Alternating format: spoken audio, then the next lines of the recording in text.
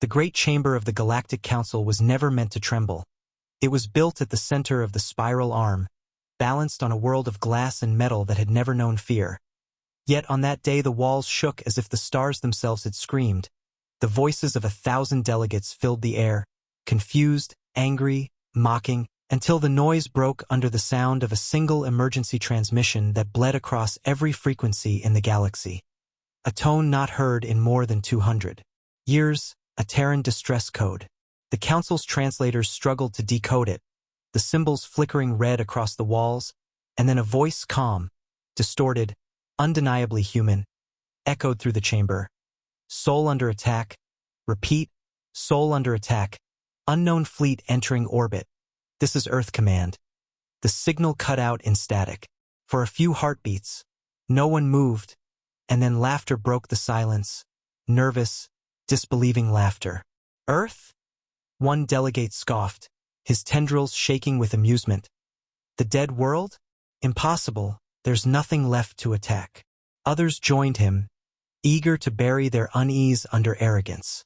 Perhaps it's an old transmission, said another, or a trick from the border pirates. But when the holoscreens flickered to life, the laughter stopped.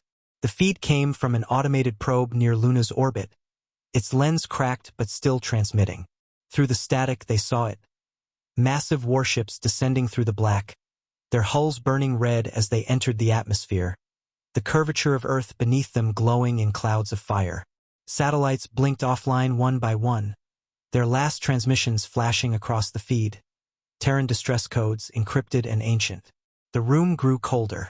The High Speaker, a being whose kind had ruled empires before Earth had fire, leaned forward slowly, her voice trembling as she whispered, "Who would be foolish enough to attack Earth?" Her question hung in the air like a curse, unanswered. The council chamber was a cathedral of power. Pillars of light stretching to infinity, holograms of stars floating between seats carved from living crystal. Now it felt like a tomb. The ambassadors of 100 species stared at the burning image of Earth, the blue planet that had vanished from galactic politics centuries ago. The one world that all of them had quietly agreed to leave alone. The speaker's aide whispered, "Should we send aid?" She turned sharply, her golden eyes full of cold fear. "No," she said. "We watch." For deep within her memory was a truth older than the council itself. A story told to every young officer who entered the stars. It began with the same warning: never attack Earth. Never wake the humans. As the feed crackled, a series of broken transmissions began to flood in. Dralith Dominion warships identified by their insignia, their proud emblems flashing across the display. The Dralith, brutal, arrogant, always hungry for conquest. They had ignored the unspoken laws before, had raided border systems, enslaved weaker worlds. But never Earth. Until now. The council erupted again, voices rising. "The Dralith have gone mad," shouted one delegate. "Do they not remember the Purge Wars?" Another hissed, "Perhaps humanity truly is gone. Perhaps it is safe now." But the old ones, the ones who had seen those wars, shook their heads slowly. "No one is safe," murmured the elder of the Varn, his eyes closing. "If they are truly attacking Earth, then this is the end of an age." On the holographic screen, fire rained across Earth's sky. The Dralith fleet circled like vultures, their commanders laughing through open channels, broadcasting their victory across the stars. "The humans are extinct," one of them boasted. "Their world belongs to us now." The council's translators recorded it all, every word transmitted to the chamber. For a moment it seemed the Dralith were right, no response, no Terran fleets, no defenses. But then, something flickered in the background of the feed. A light, small at first, almost hidden by the smoke. Then another, and another. Dozens of points of light rising from Earth's surface, streaking upward into the void. The Dralith commander laughed again. "Escape pods? Let them run." But the lights didn't run. They turned. The feed shook violently. Static. Then the sound of something new. An ancient signal broadcast through the void. A tone that made the older council members go pale. "No," the Varn elder whispered. "Not that code. It was the activation frequency of the Terran defense grid, a system that should have been impossible dormant for over 200 years. The burning planet on the screen erupted in light as the satellites long-thought dead blinked to life, thousands of them, forming a network across the dark. The Dralith fleet sensors went blind. Their navigation failed. One by one, their warships stopped moving. The laughter on their comms turned to screams. The speaker stood slowly, her voice barely a whisper. "What have they awakened?" No one answered. The council watched in silence as the first Dralith ship detonated. No explosion, no fire. Just vanished, erased by a white flash. Then another, and another. In under 60 seconds, half the fleet was gone. The survivors tried to flee, but space around Earth twisted, gravity fields bending like liquid, pulling them back. On the final transmission, a terrified Dralith officer shouted, "They're not dead, they're here." And then the feed went dark, the chamber filled with gasps. The silence that followed was unbearable. Outside, in the cold of space, the solar system burned with strange energy signatures. Ancient Terran beacons that had not transmitted since the fall of the First Republic began broadcasting again, each one sending a single phrase across the galactic network: SOL protocol, defensive state, active. The meaning was clear to every species in the chamber. Earth was awake. Humanity was awake. And the galaxy that had forgotten them would never sleep again. The speaker sat down slowly, her hands trembling. "This cannot be real," she muttered. "Earth cannot survive such an attack." The Varn elder's eyes glowed dimly. "You do not understand, child. They were never meant to survive. They were meant to endure." He turned his gaze to the burning image of Earth, voice low. "Do you know why we left them alone? Because the last time someone tried to take what was theirs, the sky itself screamed." Across the chamber, younger species argued, their voices high with panic. "We should contact them. We should warn the Dominion. They will think we are part of it." But no one moved. No one dared to send a signal toward Earth. Every race that had reached the stars knew the history written in whispers. The human wars, the extinction events, the black winter when entire fleets vanished near Sol without explanation. And now those myths breathed again. In the lower sectors of the galaxy, the first refugee ships fled Dralith space, their captains reporting an impossible sight: ghost ships, black as night, moving without drive signatures, appearing where the Dralith fleets once stood. "They do not respond," said one survivor over the comms, voice trembling. "They only watch." The council listened, terrified. The speaker stood again, her voice cracking. "We must prepare. If Earth has truly awakened, if they see us as enemies, we are already too late," the elder said softly. "This war ended the moment it began." Hours passed. The holographic feed showed only static now, the image of Earth lost behind electromagnetic storms. The council chamber grew dim, each delegate lost in their own thoughts. Some whispered prayers. Others whispered excuses. But none could escape the same truth. The galaxy had forgotten the lessons of history. And history had a way of reminding those who ignored it. Then, as the chamber lights flickered, every holoscreen in the room went black. A single symbol appeared, a circle split by two lines, the emblem of the old Terran Defense Force. A voice followed, calm and sharp as a blade. "This is a restricted frequency. Unauthorized vessels in Sol system will be neutralized. All observation drones will cease transmission immediately." The speaker's voice shook. "Who dares?" But the voice continued, unwavering. "This is Earth Command. We warned the galaxy once. There will not be a second time." The signal cut out. The chamber erupted into chaos. Some screamed for retreat, others demanded retaliation. But beneath all the noise ran a single undercurrent of dread. Humanity had spoken again, and their first words in 2 centuries were not threats. They were warnings. The council knew then that nothing in the galaxy could undo what had been set in motion. Empires would fall, alliances would shatter, and all of it began with one foolish act: the decision to attack a silent world that was never truly silent. As the council adjourned, the speaker lingered in the empty hall, her reflection shimmering in the cracked holographic floor. "They will come for us, won't they?" she whispered. The Varn elder, the last to leave, paused beside her, his ancient eyes full of sorrow. "No," he said quietly. "They won't come. They will wait. And when the galaxy finally understands what it has done, they will not need to move at all." Outside, among the stars, the blue planet turned slowly beneath the fading fires, its oceans glowing faintly under the storm of light, and somewhere deep within its surface, old engines awakened, rumbling like the heart of a giant remembering how to beat. Humanity did not shout. They did not march. They simply opened their eyes, and the galaxy that had mocked their silence finally understood what true terror sounded like when it came from those who had already forgiven you once. The Council's silence lasted only a few hours before the galaxy itself began to shake. Reports flooded in from the border colonies, broken signals and terrified voices. Dralith fleets retreating, entire formations gone, ships missing, no wreckage found. The words repeated again and again across channels, and every time someone said "no wreckage," the Council chamber grew colder, because it meant something had erased those ships completely, not destroyed them, not conquered them. Erased them. The High Speaker tried to keep order, but fear had a weight of its own. "We need confirmation?" she demanded, her voice trembling despite her command. "Send reconnaissance to Sol immediately."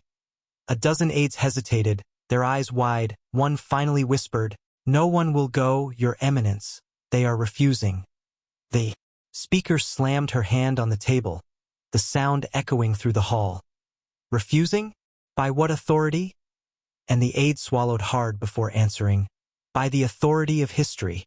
The words meant nothing to the young, but to the old members of the Council, it was a death sentence. The Varn elder closed his eyes, his tone hollow. "They remember the last time." The speaker turned toward him. "The last time what?" He looked at her, his eyes like dark glass.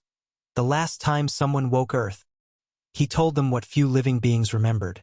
The chronicles of the Purge Wars, when human fleets had once burned half the stars not for conquest but survival, when the ancient machine worlds had turned against all organic life, and humanity had stood alone to stop them. Billions died, planets turned to ash, but they won, and when it was over, they buried their weapons, dismantled their empires, and swore never to return. They called it the silence of Sol, and the galaxy had mocked it, calling humanity weak for hiding, never understanding that silence was not surrender. It was mercy. Now, as the Council watched the holographic feeds from the outer sectors, they began to realize what kind of mercy they had mocked. The first reconnaissance drone reached the edge of the solar system, broadcasting a visual feed before its signal cut abruptly. It had captured a glimpse of something enormous orbiting Neptune, a black structure stretching across the darkness like a city of light and shadow, geometric, silent, alive. The technician's voice on the feed shook. "We don't know what it is, but it's not Dralith, it's Terran design, old military pattern, designation unreadable." Then static, nothing. The drone was gone, not destroyed, just gone, as if the space it occupied had never existed. The Council chamber was filled with the hum of terrified breathing. No one dared to speak until finally one voice broke the silence. They built again. And though the words were quiet, they carried like thunder. Far away, deep under the crust of Earth, the Terran command networks flickered to life, ancient consoles glowing in the dark, dust falling from the ceiling of bunkers sealed for centuries. A single voice echoed through corridors that had not heard a sound since the last Great War. "Sol Protocol. Awakening sequence complete. Identification required." And from the shadows stepped the caretakers, humans who had never seen daylight, descendants of those who had stayed behind. They wore black uniforms with the old insignia of the Terran Defense Network, their eyes bright from the reflected light of the command screens. Their leader placed a hand on the console, his voice calm. "Authorization. Ward, Elias. Rank, Commander. Activate outer defenses." The machine responded with a tone that resonated through the Earth itself. "Authorization confirmed. Welcome back, Commander Ward." At that moment, a message left Earth and crossed the void, encrypted beyond comprehension, traveling through jump points and subspace relays that had long been forgotten, and one by one, dormant colonies awakened: Luna, Mars, Europa, the Dyson arrays near Jupiter. All flickered alive, human signals bursting through the galactic network like lightning through dry air. Every civilization that had laughed at the silence of Sol now listened in terror to the heartbeat of a world they had thought dead. And when the first translated message reached the council, it carried only 6 words. "We told you not to come." The High Speaker called an emergency session. Every seat filled, delegates shouting over one another. "They're threatening us. They're defending themselves. We must send envoys. We must strike first." The speaker raised her voice above the chaos. Silence. But even she could not still the panic that rippled through the air. The galaxy had ruled unchallenged for centuries. No one had questioned the Council's authority since humanity's retreat. And now, in one day, their entire illusion of dominance was unraveling. The Elder of Varn stood once more, his voice trembling with memory. "They do not make threats," he said. "They make promises and they never break them." His words carried through the hall, a death sentence wrapped in truth. At the same time, in the ruins of the Dralith Dominion, chaos reigned. Their worlds were burning. Their communication grids collapsed. Survivors sent distress signals that echoed across space. We tried to flee, but the stars turned against us. Navigation points gone, ships vanishing into nothing. "Please, someone." Static, silence, nothing more. Yet orbital sensors from nearby systems picked up faint echoes, images impossible to explain. Ships drifting without power, hulls carved open cleanly as if by light, crews frozen in mid-movement. No signs of battle, no energy residue, only absence, a calm, clinical erasure. And within the wreckage, Terran markers appeared. Tiny beacons broadcasting a single message on loop. "Do not repeat this mistake." The galaxy's media networks went wild, thousands of systems in uproar, protest and panic flooding the stars. Some called for surrender to Earth. Others demanded a preemptive strike. But none dared move toward Sol. Even the warlike races hesitated. For every path toward that blue planet ended the same way. In silence, the High Speaker met privately with her advisors, her voice hoarse. "We must understand what they want," one aide replied. "They want nothing from us, they never did." Another whispered, "Then why respond now?" The elder answered, "Because we forgot what fear felt like, and they came to remind us." In the depths of Earth, the reawakened systems continued their work. Vast hangars opening under the oceans, carriers rising through the deep like leviathans made of steel and memory. Orbiting satellites rebuilt themselves from debris. Solar panels unfolded like wings, and in every human settlement across the stars, old codes lit up communication towers, the words spreading across human colonies long separated by distance and time. Home has been attacked. There was no need for orders, no need for speeches. Every Terran who heard those words understood. They had been waiting generations for the call that would bring them back, not for revenge, but for closure. Meanwhile, the Council's intelligence networks intercepted fragments of human transmissions, voices calm and methodical. Fleet 7 reporting operational, no contact required. Orbital networks synced with old relay lines. Civilian zones secured, retaliation unnecessary. It was the last phrase that chilled them most. Retaliation unnecessary. The speaker read the reports with shaking hands. "They're not striking back?" she asked. The aide hesitated. "No, Your Grace. They're rebuilding, reinforcing, almost indifferent." She stared at the holographic map, the image of Earth glowing softly in the center. "Indifferent to war?" she murmured, "as if they've already won." And in that moment she understood what made humanity terrifying. It wasn't their weapons, it wasn't their strength, it was their patience. The cold calm of a species that had seen the worst of creation and still chose silence over destruction. Days later, the Council received a final signal from what remained of the Dralith homeworld.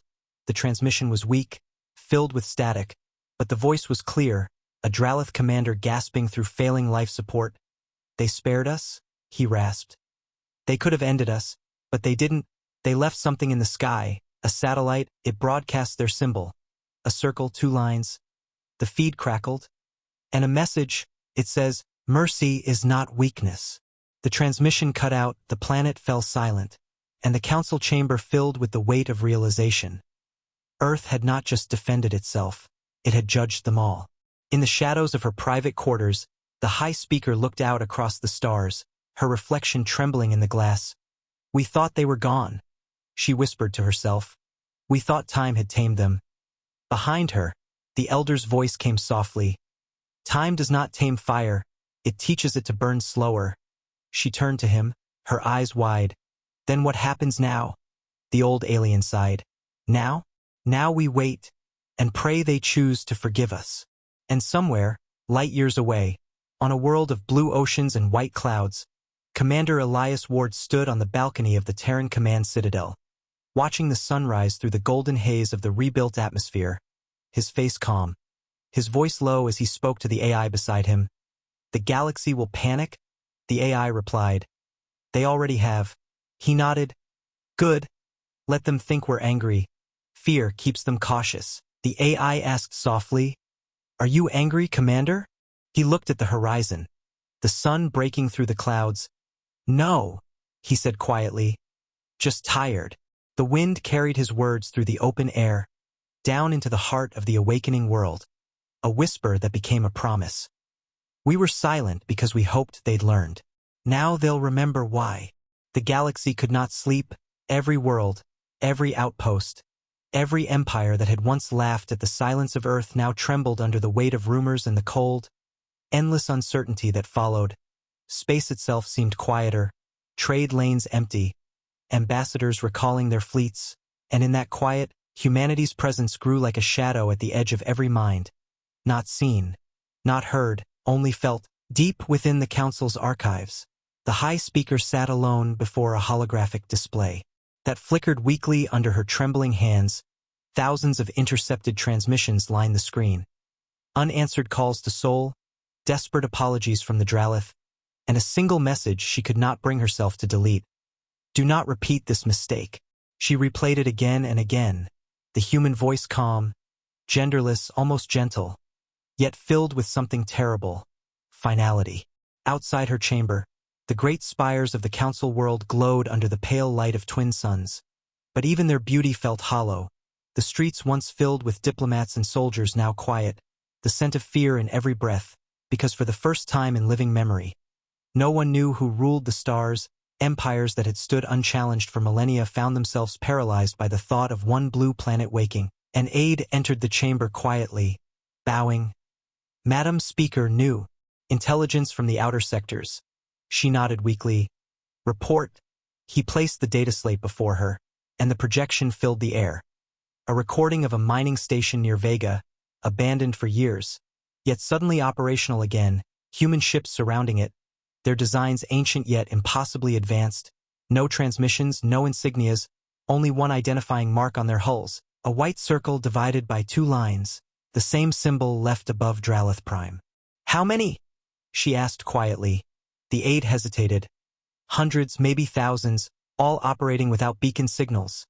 She whispered to herself, "The ghost fleets?" The names slipped from her lips like a prayer, because they had all heard the myth. Fleets built by humans before their silence. Fleets that were never recorded in any archive, said to move without crew, powered by something beyond comprehension. Now the myth was real. Far away, on the frozen world of Europa, the ice cracked open for the first time in centuries. Geysers of vapor erupting into the cold void as buried hangars opened beneath the surface. One after another, enormous vessels rising from the deep ocean. Their hulls covered in frost, lights flickering to life like the eyes of sleeping titans. Inside the control chamber, Commander Elias Ward watched in silence, his face illuminated by the soft blue glow of the monitors. "All units reporting active," said the AI beside him. "Phase 2 complete." He nodded slowly. "Begin planetary scans. Confirm no civilian loss?" "Confirmed," replied the AI. "All actions remain defensive. No engagement protocols activated." Ward looked out the viewport toward the stars, his reflection ghostly against the glass. "They'll think we're preparing for war," he said quietly. "Are we?" asked the AI. He sighed. "No, we're preparing for peace. The kind they can't yet understand." In the council chamber, news of these awakenings spread faster than light, and panic became hysteria. Worlds began declaring neutrality. Others offered tributes to Earth, desperate to avoid notice. The speaker tried to maintain control, but her voice no longer carried authority. One delegate shouted, "They are rebuilding their armies?" Another replied, "They are rebuilding what we broke." Arguments erupted, accusations flew, until finally the Varn elder rose, his voice a trembling whisper that cut through the noise. "Do you not see what they are doing? They are not conquering. They are preparing for something we cannot comprehend. They are gathering, remembering, and when they are ready, they will decide if we are worth saving." Silence followed him, cold and absolute, and for the first time, none dared to argue. Meanwhile, on Earth, life began again. Cities once buried under ash glowed with golden light as towers rebuilt themselves, guided by nanostructures older than any living being. The oceans shimmered with energy fields, purifying themselves. Forests regrew at unnatural speed. As if the planet itself had waited for this moment, children born under the first sunrise of the new age stared up at the sky where old satellites shimmered like stars, each one whispering the same soft pulse through the air. A heartbeat, steady, patient, ancient, and every living human who heard it felt it deep inside. A reminder of what they were, what they had endured, and what they had yet to become. Commander Ward stood before a vast hologram of the galaxy, dots of light marking every system that had once belonged to humanity. Colonies long thought lost now returning signals, even the farthest frontier worlds, some inhabited by alien settlers, now hearing the old Terran frequencies again. One of his officers, a woman named Captain Lyra, turned to him. "They fear us," she said, her tone bitter. "They should," Ward replied quietly. "But fear is not the goal," she frowned. "Then what is?" He looked at her, his eyes tired but calm. "To remind them why mercy is stronger than power, and why silence was never weakness." She hesitated, then whispered, "And if they don't learn?" His gaze hardened. "Then we show them again." Back in the council, a strange message reached them through an encrypted human channel. Not a threat, not even a demand, only a set of coordinates, followed by a short statement, "Meet us or remain blind." The speaker gathered her courage, calling for a diplomatic fleet. Though none volunteered, it took hours to find enough willing to face Earth, and as the small fleet approached the coordinates near the edge of Sol, their sensors began to fail, every instrument jammed, every light dimmed, and then, through the blackness, they saw it. An immense structure hanging in the void, larger than any station ever built, its surface reflecting no light, only absorbing it, and at its center, a single beacon, pulsing blue, a signal of peace. When they hailed it, there was no answer, only a transmission replayed across every ship. "Observation only. Do not cross the line." The captains froze. They realized they were staring at the boundary of Sol, the invisible wall that separated humanity's domain from the rest of the galaxy. And for the first time in history, the council ships turned back without orders, choosing fear over curiosity. Inside the council chambers, reports of this encounter ignited another storm of fear and fascination. "They have sealed their borders," one delegate said. "They've drawn a line in the stars," said another. The speaker whispered, "No, they've drawn a grave for those who don't listen." Yet even amid the fear, something else began to spread, hope, because for all their might, humanity had not struck first, had not sought revenge. They had rebuilt, protected their world, and left the galaxy untouched, and that act of restraint was more terrifying than war itself. The Varn elder said softly, "They have taught us the meaning of patience, and perhaps, if we are wise, they will teach us peace." But far above the Earth, in orbit, the human fleets waited, silent and unmoving, their captains watching the stars where they knew other eyes were watching back. The galaxy was holding its breath, waiting for the next move, yet humanity made none. They were not rushing into battle, not claiming dominion, they were remembering. Every system that had once betrayed them, every ally who had fallen silent when Earth burned, every colony that had begged for aid and received none. Commander Ward stood in the command deck, his hand resting on the old Terran flag displayed before him, his voice a whisper. "They called us ghosts," he said. "Maybe they were right." Lyra stood beside him. "Then what are we now?" Ward looked at the blue world below, glowing under the light of dawn. "We're what ghosts become when they remember why they died." Across the galaxy, The council watched helplessly as the legend of Earth grew beyond control. Entire civilizations began pledging allegiance to the silence, carving the symbol of the divided circle onto their banners, saying it represented balance, strength and compassion, unity and judgment, and though humanity never acknowledged them, the message spread faster than any fleet could travel, and for the first time in millennia, the galaxy began to change not through conquest, but through fear of what might come if they did not. In the end, it was not humanity's weapons that conquered the stars. It was the echo of their restraint, the unspoken promise written in every transmission. We do not seek war, but we do not fear it. And as the High Speaker sat before her darkened console, staring at the image of Earth glowing faintly in the void, she whispered to herself, "They could have destroyed us all, but they didn't." Her aide asked softly, "Why?"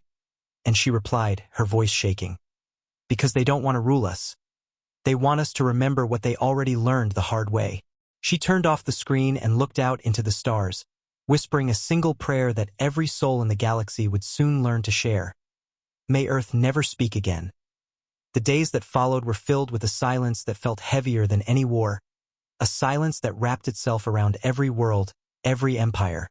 Like a shadow no one could escape, trade routes were abandoned, patrol fleets vanished, and communication between systems slowed to a whisper, as if the entire galaxy feared that even speaking too loudly might draw Earth's attention. In the grand chamber of the Galactic Council, the High Speaker sat with her hands trembling, the weight of 1,000 worlds pressing on her shoulders. She could still hear the last human transmission echoing in her mind. Do not repeat this mistake. It was not a threat, yet it felt like judgment, a cold mirror reflecting everything they had become. She looked around the hall where once there had been pride and arrogance. Now only fear remained. Ancient empires sat quiet like guilty children, avoiding her gaze, afraid that even their thoughts might be heard by those who now watched from the shadows of soul. The Varn elder stood beside her, his thin hands clasped before him, his voice low and steady. "Do you understand what we are witnessing?" he asked softly. "The end of our age?" She whispered back.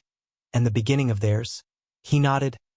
"No, the beginning of something beyond either of us. The humans do not want to rule, they want to remind." His words sank deep into her heart, because she knew he was right. Humanity had not returned as conquerors. They had returned as witnesses, to show the galaxy the reflection of its own cruelty.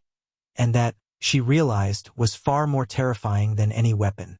Far away, on Earth, the sunrise painted the oceans gold, waves breaking softly against the restored coasts. The scars of old wars erased by time and by hands determined to rebuild. Commander Elias Ward stood on the balcony of the rebuilt Terran citadel, his reflection shimmering in the glass beside him. "Report," he said quietly, and the AI's voice hummed in reply. "All fleets have assumed defensive formation, planetary shields at full capacity, no hostile incursions detected." He nodded, his gaze distant. "And the Dralith survivors?"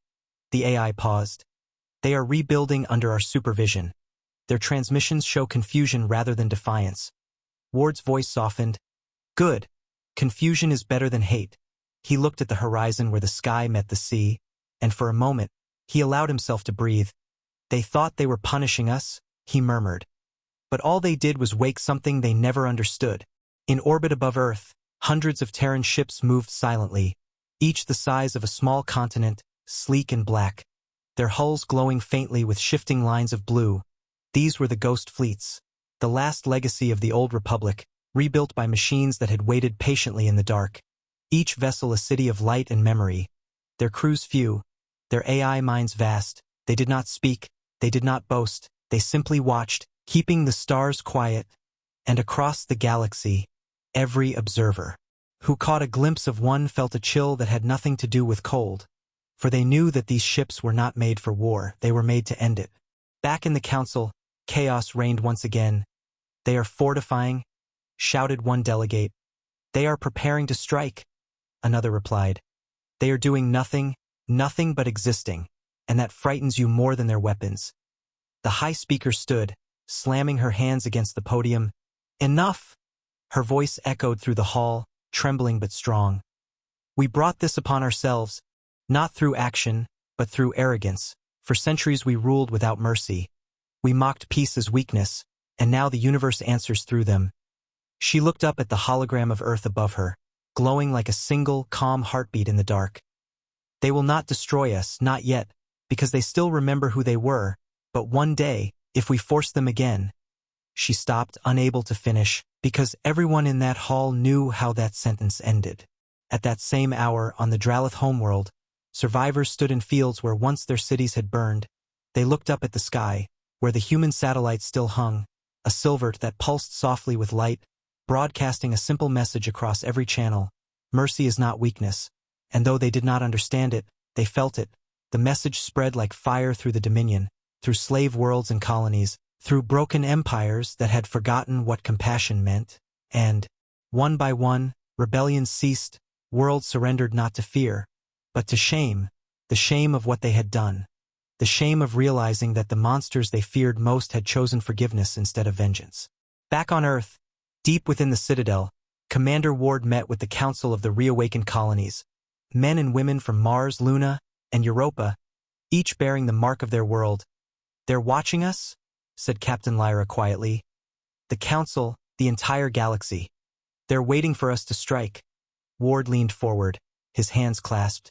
"Then we don't give them what they expect." She frowned. "You mean, nothing?" He nodded. "Yes, nothing. Because patience terrifies tyrants more than war ever could. They will tear themselves apart waiting for a blow that never comes." Lyra hesitated, then asked softly, "And what happens when they come again?" Ward's gaze hardened. "Then we remind them a second time, and there will not be a third." For months, the galaxy waited, fleets mobilized, envoys begged, but humanity made no move. They did not retaliate. They did not expand. They did not demand. They simply existed, quietly, efficiently, rebuilding what was theirs and leaving the rest untouched. And that stillness began to change everything. Worlds that had once measured strength and conquest began to question the meaning of survival. Scholars began to study human history again, reading the lost words of philosophers and warriors. Long dead, and everywhere. One phrase began to spread across the stars. They were silent, not gone. The High Speaker read those words one evening, alone in her chamber, her eyes wet with something she had not felt in centuries. Remorse. She turned off the lights and looked out at the stars, whispering into the dark. "We should have listened." Her voice broke. "We should have learned."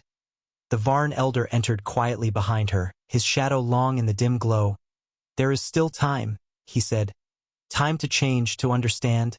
She shook her head. "They gave us centuries of silence, and we wasted every moment," he smiled faintly. "Then perhaps they will give us another chance." She turned to him. "Do you believe they will forgive?" He looked out toward the distant blue glow of Earth, his voice soft. "I believe they already have." And on that night, far across the void, the lights above Earth pulsed once. Bright enough to be seen across half the galaxy. A single flash of white against the eternal black, and for a brief moment, every species that looked up felt the same strange sensation, a warmth, a presence, a heartbeat. It was not a weapon, not a warning, but a reminder, a whisper carried across the stars that said, "Remember us," and for the first time in recorded history, the galaxy listened. The galaxy had begun to change in quiet, invisible ways, but no one wanted to admit it aloud. Fear had given birth to silence, and silence had turned into reflection. The kind that spread slowly through empires like a hidden current beneath calm water. The council halls, once loud with the sound of pride and politics, were now empty most days, and even the guards spoke in whispers as if afraid their words might echo too far. At the center of that great emptiness sat the High Speaker, her face pale in the glow of the star maps, every red line that had once marked conflict now replaced by still blue rings around Earth.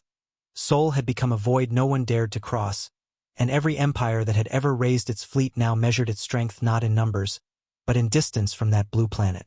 She stared at the reports spread before her, trembling fingers tracing the endless pages of intercepted transmissions. There were whispers of change. Pirates abandoning the trade lanes, slave worlds freed without command. Planets that once traded in blood now sending messages of peace to their neighbors. She didn't understand at first, until she realized it all led back to one source, The humans hadn't fired a weapon since the Battle of Sol. Yet their silence had done what all the wars of the galaxy never could. It had forced every species to look at themselves, and that frightened her more than their weapons ever could. She closed her eyes and whispered, "How do you fight something that no longer needs to fight?" Meanwhile, far from the Council's shining towers, Commander Elias Ward walked through the lower levels of Earth's rebuilt capital, a city that stretched across the ruins of 1,000 years. He passed through quiet streets lined with children playing, laughter echoing between towers that had once been blackened with ash. The world was alive again, the people rebuilding with the kind of calm strength only those who had seen extinction could carry. As he walked, every face he passed seemed to hold that same look, a quiet defiance, not of arrogance, but of endurance, the knowledge that survival itself was victory. When he reached the memorial grounds, he stopped, standing before the wall of light, where the names of the lost glowed faintly in endless columns. He raised a hand to the cold surface, whispering, "You warned them, and they never listened." A voice behind him broke the silence. It was Captain Lyra, her uniform clean, her expression heavy with unspoken grief. "They're watching us again," she said. Ward didn't turn. "Let them." She frowned. "You're not angry?" He finally looked at her, his eyes calm, almost sorrowful. "Anger is what they expect. Forgiveness is what they fear." She looked down. "You think they'll understand it?" He shook his head slowly. "No, but they'll remember it." He took a deep breath, the air faintly humming with energy from the planetary shield grid above. That's enough. At the edge of the galaxy, in the broken territories of the Dralith Dominion, survivors gathered beneath the shattered skies of their homeworld, fields of glass stretching where oceans once flowed. Yet amid the wreckage, something strange grew, green shoots pushing through the cracks, the first life seen there in decades, and above them, the Terran satellites drifted silently, casting beams of light that healed what their weapons had never touched. Every few hours, the satellites played the same message: rebuild what you destroyed, remember who helped you. And slowly, the Dralith people began to understand that mercy was not weakness. It was control, the kind no empire could ever wield. Back in the Council, fear had turned into desperation. Delegates demanded answers. "They could destroy us?" shouted one. "They already did," whispered another. The High Speaker stood, her voice shaking. "You still don't understand. This isn't about power anymore. It's about memory. They don't want our surrender. They want our reflection." Her words echoed through the chamber, but they only deepened the silence that followed, because no one could argue. For the first time, the galaxy had met a species that didn't need victory to win. On Earth, Ward stood before the great viewing window of the command citadel, watching the ghost fleets orbit in perfect formation, stars glinting off their hulls like reflections of forgotten suns. The AI beside him spoke softly. Incoming signal from the Council, encrypted, requesting dialogue. He didn't answer at first, his gaze distant. "Open it." The hologram of the High Speaker appeared, her image faint, her voice trembling. "Commander Ward, this is not a demand. It's a plea. Please, what do you want from us?"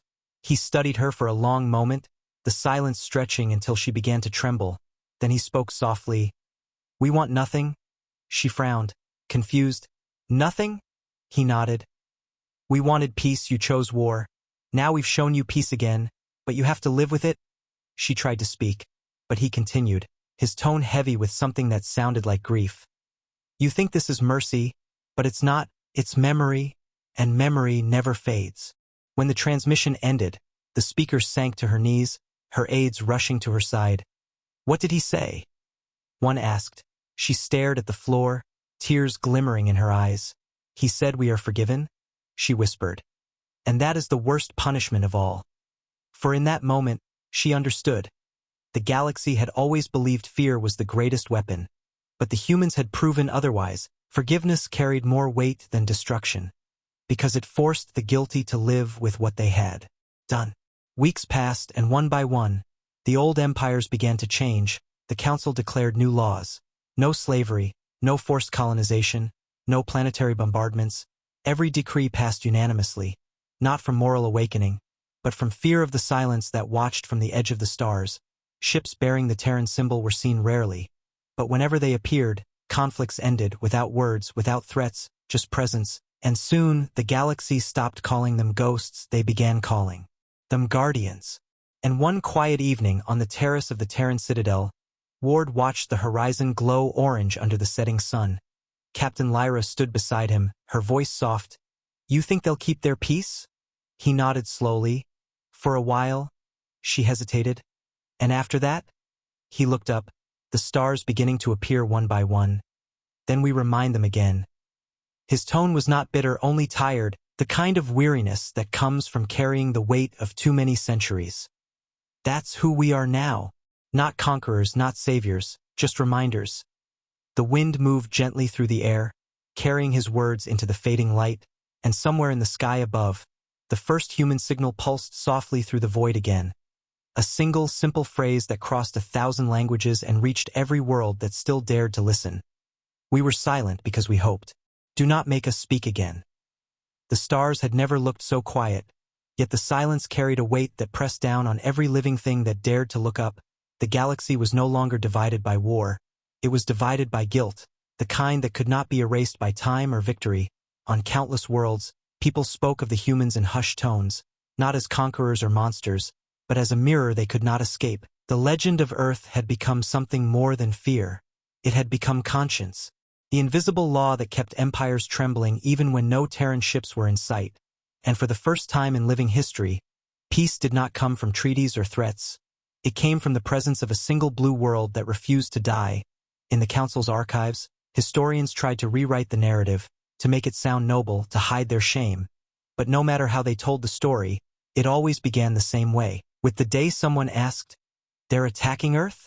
On that day, the galaxy changed, and even now, centuries later, its echo still lingered. In the council chamber, the High Speaker stood before the assembly one last time, her face pale, her voice breaking as she spoke. "We have lived under their mercy for too long," she said, "and we have done nothing to deserve it." The hall was silent, every delegate staring. When they spared us, it was not a gift. It was a warning. They showed us what restraint truly means, and we have mistaken it for forgiveness. Her eyes lifted to the hologram above her, the image of Earth glowing faintly in the dark. "We have built our peace on their patience, but patience has limits, and I fear ours is running out." Meanwhile, across the galaxy, on the restored colony of Dralith Prime, survivors lived under the light of a Terran satellite that had never left orbit. It was no longer seen as a symbol of fear but of judgment and grace. The Dralith had rebuilt their cities with their own hands, no longer slaves to conquest but servants to the memory of what they had lost. Every morning, their children recited the same oath in schools built from the ruins of their old temples. Mercy is not weakness, memory is. Not shame. And though they did not fully understand those words, their voices carried them with reverence, for they knew that somewhere, humanity was listening. On Earth, the seasons had returned, the winds gentle, the oceans clean, and in the vast command citadel overlooking the horizon, Commander Elias Ward sat alone in the observation chamber, his reflection ghostly in the starlight. The years had not touched him much, but his eyes carried the exhaustion of generations. The AI's voice broke the silence. "Incoming message, encrypted, source. Council." Ward didn't look up. "Play it." The hologram flickered to life, showing the new High Speaker, a young face, frightened yet determined. "Commander Ward," she began. "We have kept your peace for nearly a century, but cracks are forming. The younger worlds grow restless. They say Earth no longer watches. They say your silence means weakness. Please, tell us what to do." Her voice broke near the end, and Ward simply closed his eyes. "They still don't understand," he whispered. "They think peace is given, not earned." He stood, walking slowly toward the viewport, watching the stars turn. "Transmit my response," he said quietly. The AI asked, "What shall I say?" He took a deep breath, the faint hum of the planet beneath him vibrating through the glass. "Tell them the truth," he said softly. "Tell them we still remember." The AI hesitated. "That will frighten them?" Ward nodded. "Good. Maybe fear will keep them honest a little longer." Beyond Sol, in the black stretches of space where even light dared not linger, something stirred, Ancient Terran machines that had slumbered for ages reactivated one by one. Their systems syncing to a pulse broadcast from Earth. Not a war call, not a threat, but a song, low and haunting, the old anthem of the first dawn. A melody written long before the first colony ships ever left home. And as it spread across the void, worlds turned their sensors toward it. And for the first time in centuries, the galaxy wept, for the song was not a declaration of dominance. It was a mourning hymn, a reminder of everything that had been lost in their pursuit of power. In the council chamber, they played the transmission for hours, unable to stop, unable to breathe. The delegates sat frozen as the melody echoed through the air. One of them whispered, "They're crying." Another shook his head. "No, they're remembering." The speaker rose, her eyes red. "Then we must remember too." And that night, the council passed the first law in history written not out of fear, but out of respect. It forbade planetary conquest in any form, declaring that no world could be claimed by force again. They named it the Terran Accord, and carved into its surface were the words humanity had once left in their wake. We were silent, not gone. Back on Earth, Ward stood on the cliffs of what had once been the old Atlantic coast, the wind cool against his face. Captain Lyra stood beside him, her hair streaked with silver, her voice soft. "You think they'll keep the accord?" He smiled faintly. "For a while." She looked at him, her tone almost pleading. "And when they forget again?" He turned his gaze toward the horizon, where the last light of day met the sea. "Then we'll remind them." His words carried no pride, only the heavy, weary acceptance of a truth older than the stars. "That's what we are now, Lyra. Not rulers, not saviors, just reminders." She was silent for a long time, then whispered, "And who will remind us?" Ward's smile faded, his eyes distant. "No one," he said softly. "That's the price of being the last ones who still remember." The wind howled across the sea, and in the distance, the old orbital defense satellites glimmered faintly in the dusk. Their light fading one by one as night fell, Earth's heartbeat slowed, steady, calm, patient, waiting, and across the galaxy, every civilization, no matter how far, no matter how proud, still turned their eyes toward that single blue star whenever the darkness grew too loud. Not because they feared humanity's wrath, but because deep down they knew, when the Council had heard. Earth was under attack. It wasn't the end of humanity. It was the end of arrogance. The day the galaxy finally learned that some silences are louder than war. Centuries passed, and still the stars whispered of Earth. The legends never faded, only changed their tone. Once the humans were feared as destroyers. Now they were remembered as keepers of balance, the quiet sentinels who did not rule but simply watched, unseen, unchallenged, eternal. The galaxy had rebuilt itself around their silence. Empires had risen again, new worlds had joined the Council. And though time buried the scars of the old war, no one ever dared to speak of attacking Sol. For even the youngest child born on a distant moon had heard the story. The day the galaxy trembled when someone whispered, "They're attacking Earth?" And how that single question ended an age and began a new one. In the rebuilt council hall, generations later, a young scholar named Rena walked through the archives, her small hands tracing the old symbols carved into the pillars, the light from the data orbs glowing against her curious eyes. She had studied the humans all her life, though she had never seen one. No one had, not in 500 years. Her people called them the forgotten architects, the ones who taught mercy through power and vanished into legend. Yet something inside her told her the story was not finished. She approached the sealed chamber at the end of the corridor, where the oldest holograms were kept, and there, floating in the cold air, was the last message ever received from Earth, recorded by the council of her ancestors. She pressed her hand to the console, the static clearing, and a man's voice filled the room, calm, steady, human. "We do not seek dominion. We only protect what must endure. If you understand that, then perhaps you deserve the stars too." The message ended, but Rena didn't move, her eyes wet, her chest tight with emotion she didn't know how to name. "They forgave us," she whispered, "and we forgot to thank them." Outside, the galaxy thrived. Worlds glittered like jewels across the void. But peace had made them complacent again. On the edge of the spiral arm were fleets gathered in secret, restless powers rising. Their leaders whispering that humanity was a myth, that Earth was gone, that no one could possibly remain after so many centuries. They planned quietly, greed breathing life into old mistakes, and when their ships crossed into forbidden space, when their scanners caught sight of the pale blue glow of Sol, they laughed. No defenses. Their commander sneered. The ghosts have faded. But before his words could finish, the stars around them dimmed, the light vanished, and their instruments died in silence. Out of the void emerged the shapes they had called myth. Black ships without lights, without sound, the ghost fleets of Earth, still there, still waiting.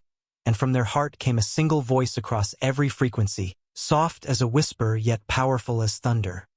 You were warned. Mercy is not forgetfulness.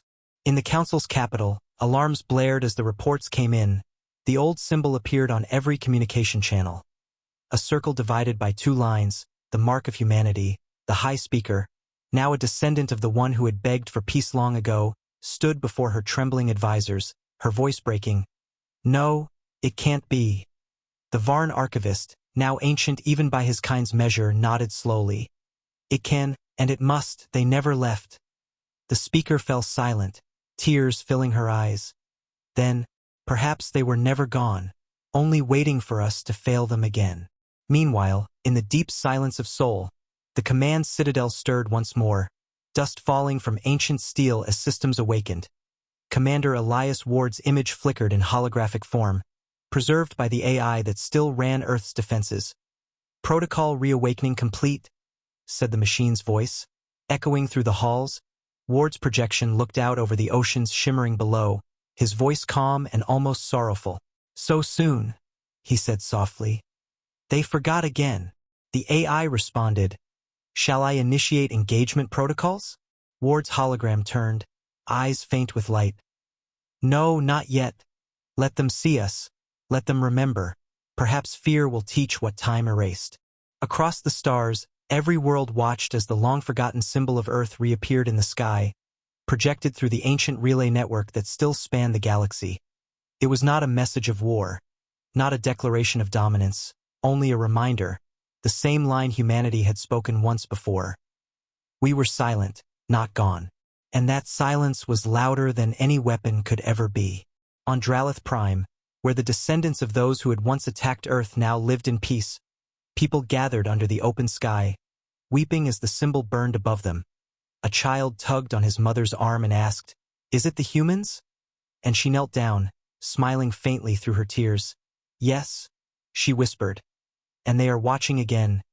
Far above, the light spread through the void, carrying warmth, not fire, not destruction, but memory, the same soft pulse that had once ended a war and reshaped the stars. Back on Earth, under the golden glow of dawn, the AI walked through the ancient command halls, its voice soft as it whispered into the wind. Commander Ward, your wish has been fulfilled, the galaxy remembers. And somewhere, deep within the machine's code, Ward's voice echoed faintly. Then we've done our part. Keep watching. The AI looked out at the horizon, the blue light of Earth reflecting in its artificial eyes. Always, it said quietly, we always will. And so the galaxy lived on. Not in fear, but in reverence, for though the stars belonged to many, they all knew one truth carved into history itself. The humans had never sought to rule, they had sought to remind, and in the end, they became what every civilization both feared and needed, the conscience of the cosmos, the eternal guardians who spoke only when the universe forgot what peace truly meant, and whenever greed rose, whenever war returned, and someone dared to whisper again. There, attacking Earth? The stars themselves would tremble, for that question had only one answer, one final promise whispered through the silence between worlds. Then the end has already begun.